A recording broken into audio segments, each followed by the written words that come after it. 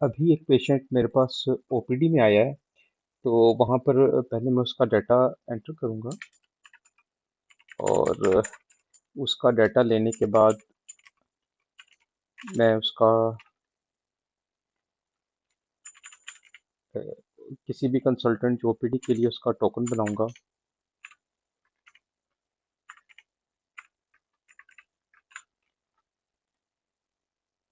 अच्छा, यहाँ पर मैंने उसका कंसल्टेंट ओपीडी के लिए एक डॉक्टर के लिए टोकन जनरेट कर दिया। अभी ये पेशेंट जाएगा और जाके डॉक्टर को दिखाएगा, डॉक्टर उसे हो सकता है एडमिशन एडवाइस करे।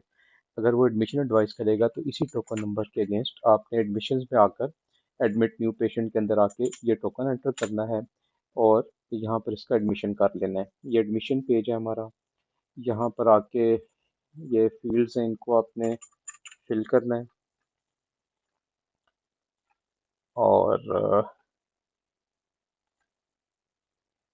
इसको मैंने एडमिट कर लिया। यहाँ पे उसने एरर दिया है कि हाइट एंड वेट एंटर नहीं किया, इसे आप बाईपास भी कर सकते हैं। और ये मेरा पेशेंट दाखिल हो गया है और उसका ये हमारा एमआर नंबर जनरेट हो गया है। ये उसका रजिस्ट्रेशन नंबर है पेशेंट का, जो हर जगह पे सेम रहेगा। और इस डॉक्टर विजिट के अगेंस्ट जो टोकन नंबर था पेशेंट का दाखिला किया हमने, और ये पेशेंट हमारी एडमिशन्स की लिस्ट के अंदर आ जाएगा। ठीक है।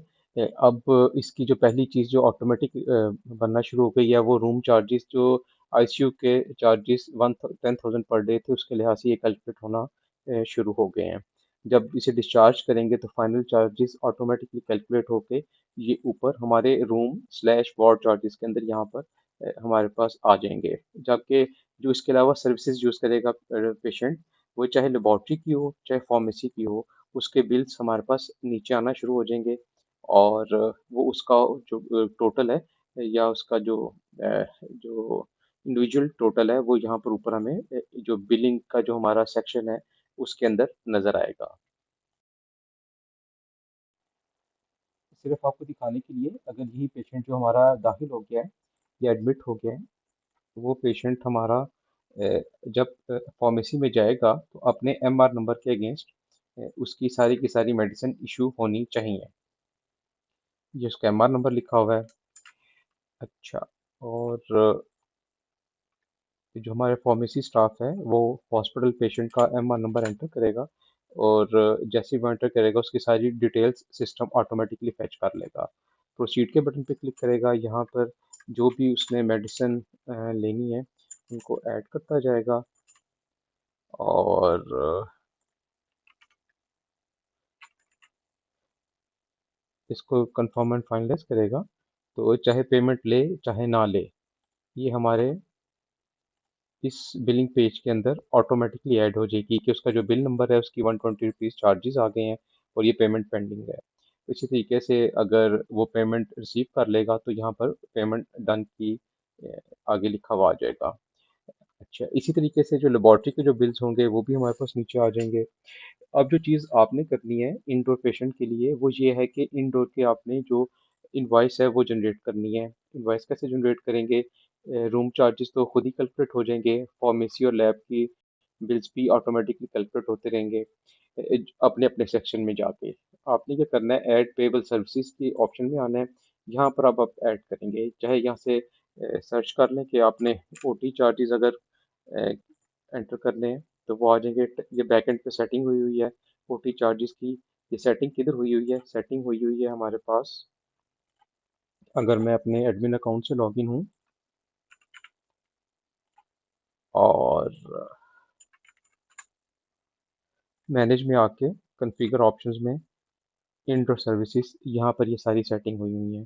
और जिस तरह मैंने अभी सेलेक्ट किया था ओटी चार्जेस, तो मैं यहाँ पर अगर इसको अपडेट करके 20,000 अपडेट कर देता हूँ, तो जब इस पेज पे आके अगर मैं दोबारा से ओटी चार्जेस सेट करता हूँ तो हमारे पास ये जो बैकएंड पे सेटिंग है उसी के लिहाज से चार्जेस आ जाएंगे। क्योंकि बैकएंड पे मैंने इसे चेंजेबल रखा है, मैं यहाँ से ही भी इसको चेंज कर सकता हूँ, ऐड कर दूंगा मैं। इसी तरीके से मैं कुछ और चार्जेस ऐड करता हूँ, एनेस्थीसिया चार्जेस ऐड करता हूँ। एनेस्थीसिया का अमूमन हम अगर शेयर पे करते हैं तो फिर नीचे से डॉक्टर का नाम भी सिलेक्ट करते हैं। अभी तो अनफॉर्चुनेटली मैंने एक ही डॉक्टर ऐड किया हुआ है।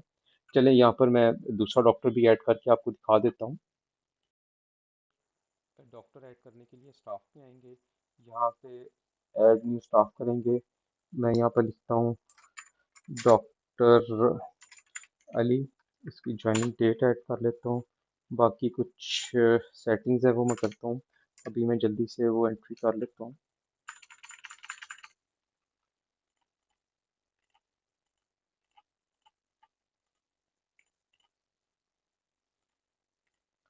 इस पेज के ऊपर सिर्फ ये वाहिद सेटिंग मैंने करनी है कि इंडोर और ओपीडी के लिए ये सिलेक्टेबल हो डॉक्टर।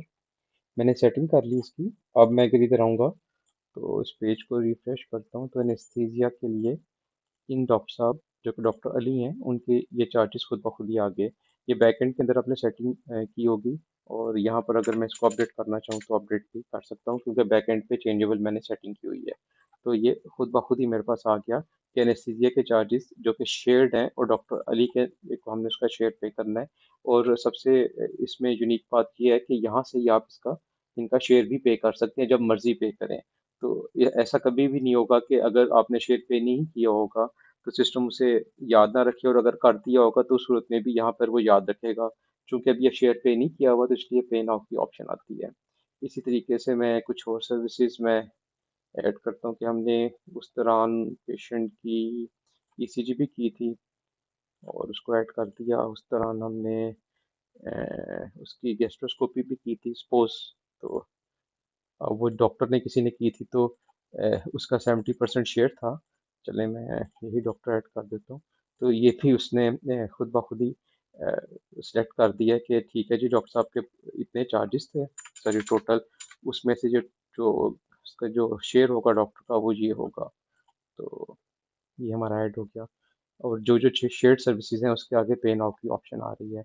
मैं क्लोज के बटन पे क्लिक करूंगा।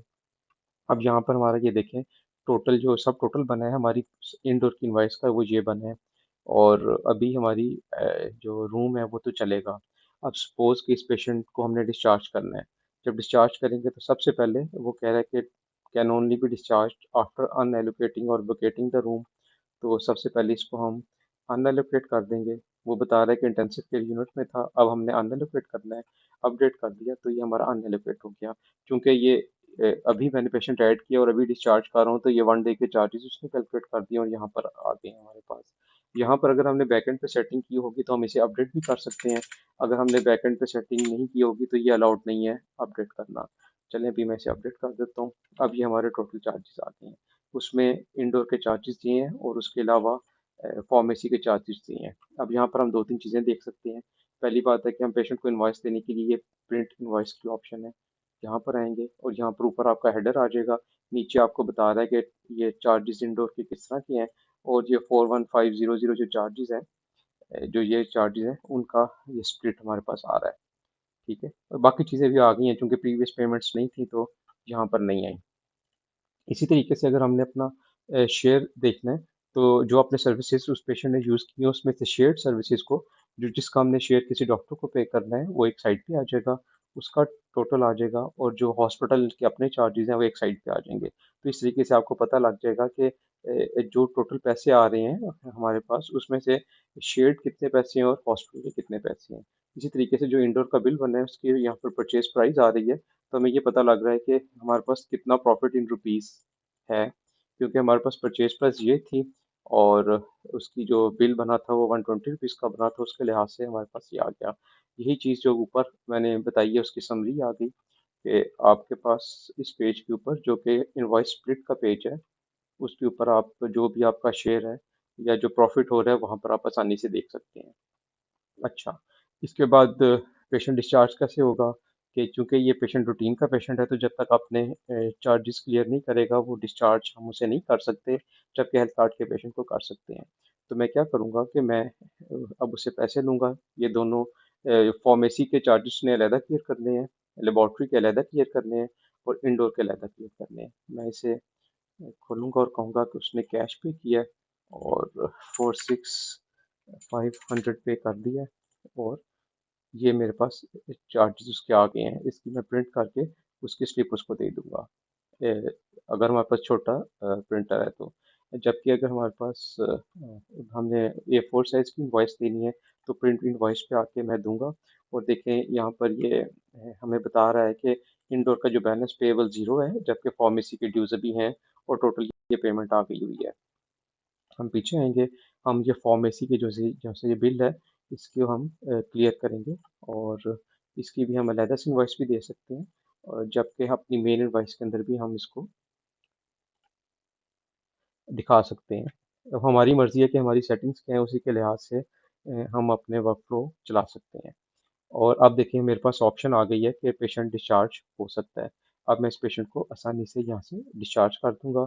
मैं कन्फर्म करूँगा कि पेमेंट इन्होंने कर दी है और पेशेंट का स्टेटस डिस्चार्ज मैं सेलेक्ट करके कन्फर्म कर दूँगा। अब ये मेरा डिस्चार्ज हो गया पेशेंट। जिसने डिस्चार्ज किया, कितने टाइम पे किया और किसने पेमेंट को क्लियर किया, उन दोनों के नाम यहाँ पर आ रहे हैं। और अगर ये डिफरेंट लोग करेंगे तो वो अलग-अलग आएगा।